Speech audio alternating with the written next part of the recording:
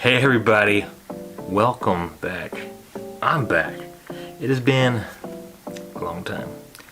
I have not posted a video, well, since 2020. As you can see, time has passed. So, as you know, I have tried several different things on YouTube. And nothing's really, I don't know, I started and I just kind of lose my interest on it. I did the vlog, started with the vlogs, and then just Friday talks, and nothing really caught my interest to pursue it, and I never really liked them. But if you know me, there's one thing that I've always loved, and that's movies. So I know there's thousands and thousands of movie channels out there, and like I've said 100 times before, I am not trying to be famous. I just enjoy making these videos. So why not make videos on something I really enjoy, and that is movies. And like I said, there's thousands of movie stuff on there, so I'm trying something different out there. So I'm trying something different. So what I'm trying is, I'm calling this little adventure of mine Film Rewind. So what does that mean? What is Film Rewind? Well, I'll tell you. Film Rewind will be a show where we will talk about films celebrating their 10th, 20th, and 30th anniversaries. And that's where I'm going to play with 10, 20, or 30. If there's a movie that really stands out that we need to talk about that's celebrating an old anniversary, we will do so. Why those years? Well, those are the years I was alive.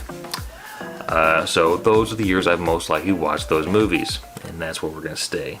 And we'll talk about what I felt when I watched them, if they've held up over the years, and how we still feel about them. So let's get started. So this month, we're talking about May. It's May 2022.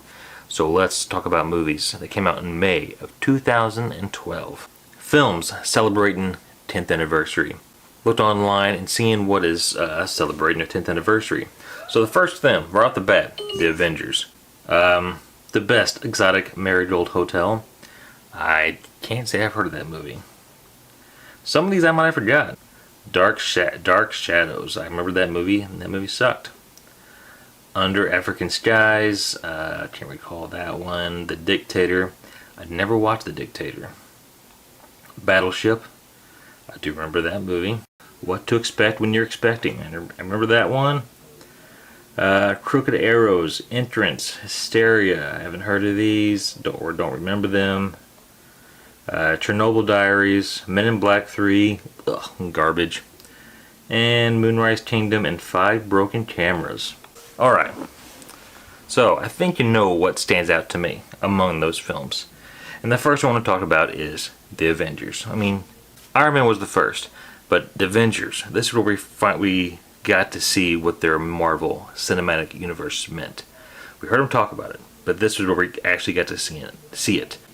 We saw hints in the Hulk, Captain America, Iron Man, and Thor. But this is where we finally got to see what that meant. Where we got to see our heroes come together in one universe, and this is what started it all. The Avengers. I can't believe it's been 10 years since The Avengers. That's crazy. I've become obsessed with all MCU. I haven't loved everything, obviously. They're all subjective, but I've pretty much been a fanboy of everything Marvel. And I'm not afraid to admit that.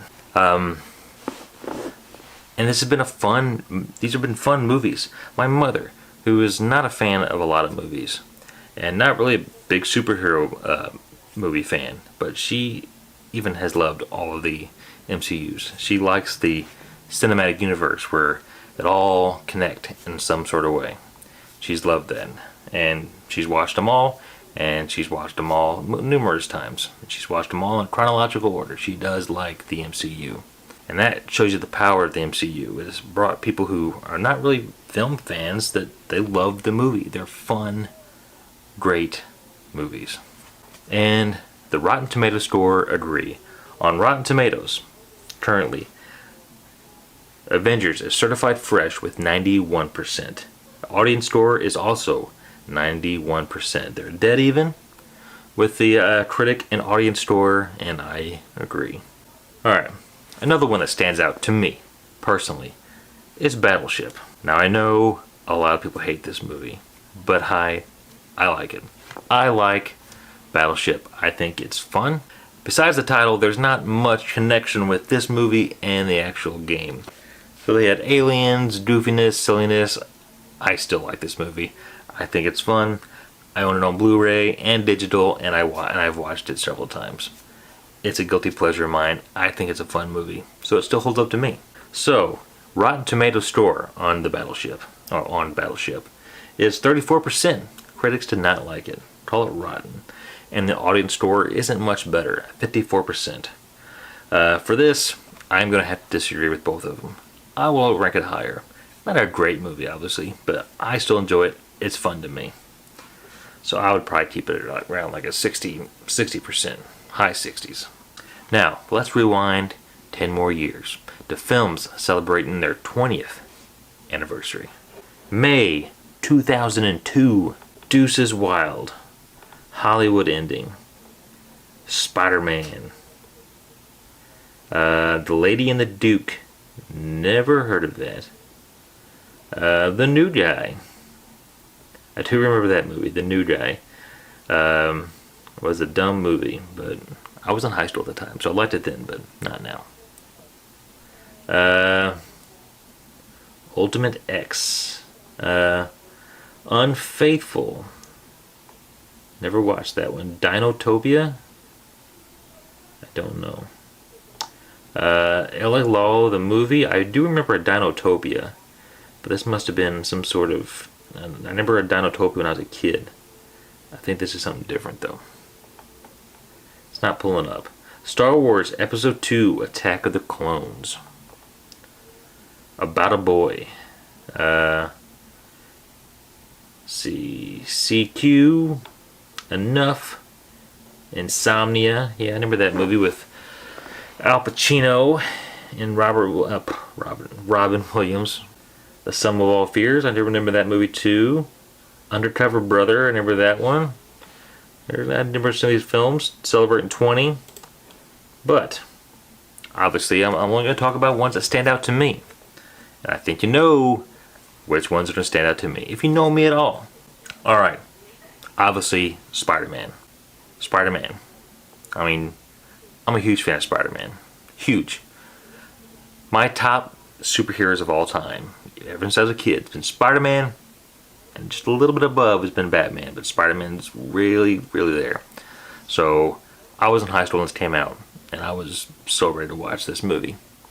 You know, I loved the Spider-Man cartoon as a kid, always a big fan of Spider-Man, and finally seeing a film that I get to watch, I loved it. And this movie was great. I loved the first Spider-Man. I think it's great. And seeing Tobey Maguire come back for Spider-Man No Way Home, again, I know that's spoilers, but it's been months at this point. If you haven't seen it and you're watching this, I guarantee you've seen the Spider-Man. And if you haven't, I'm sorry. And not to mention, William Dafoe also came back for Spider-Man No Way Home, who was in this movie. And I think William Dafoe actually does better as the Green Goblin in the No Way Home. He was great even back then in the original Spider-Man, but it's even better now. So let's see where the scores lie. So today, as of today, Rotten Tomatoes score for Spider-Man in May of 2002 is 90%. Certified fresh. The audience rating is a little low, lower than I expected, so 67%. That's still a good score. Just I thought it'd be higher than that.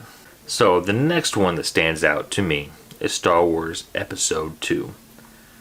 In my opinion, the worst Star Wars has ever been. I do not like this movie. I watch it all the time because I'm a stickler for watching things in chronological order. You know, even if if there's a movie in the middle, I gotta watch it. If the movie's at the end that I hate, then I'll just pretend that movie never happened. But if it's in the middle, I just gotta watch it. I'll watch it. So, Episode 2, definitely not my favorite. It's my least, it's my lowest ranked Star Wars film. I know for a lot of people, probably the newer ones will be, but I really do not like episode 2. It's just not not to dog on Hayden Christensen, but just the way, and I know I've heard mixed stories, and I've heard just the way George Lucas told him, directed him. So I'm not going to dog on Hayden Christensen, but Darth Vader, Anakin Skywalker, they made him look like a little whiny little teenager. One of the worst dialogues in Star Wars, talking about how much he hates sand. Oh God, I hate that movie. One thing I do like, and I know some people hate it, is Yoda's fight scene with Dooku. I think it's cool. I know a lot of people dog it. I know a lot of people hate it. Seeing Yoda, walk in there with a crane and then start jumping around. I think it's cool, and I love it. Alright, so let's see where the scores lie. Rotten Tomatoes, 65%. Audience score, 56%. This is a little higher than I thought that'd be. The audience score, I'd say it's about right. It's just, I think the critic score, I'm surprised it's that high, especially with critics. So that does it for 20 years. Let's go back to 30. 30 years, celebrating their 30th anniversary. Alright, let's look at films celebrating 30. Pulled up here online. What we got here? We got, again, so this was 1992. I was 7 years old. So a lot of these movies I probably have not seen or heard about. Split Second, Night on Earth, Live Wire, Big Girls Don't Cry, They Get Even, Crisscross,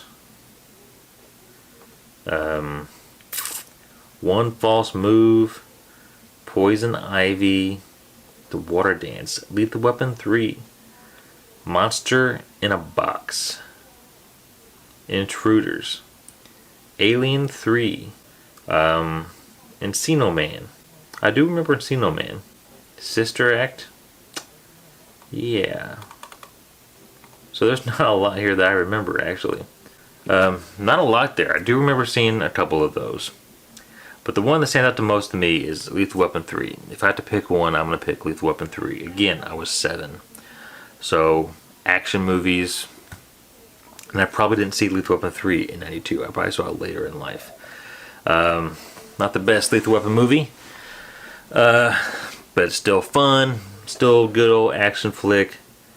60% on Rotten Tomatoes. 61% on audience score. So they're pretty locked in, pretty dead even. And so that's it for 30. And that's it for today's Rewind. Do you feel old? As I know I do. Have fun out there. Be kind. Rewind.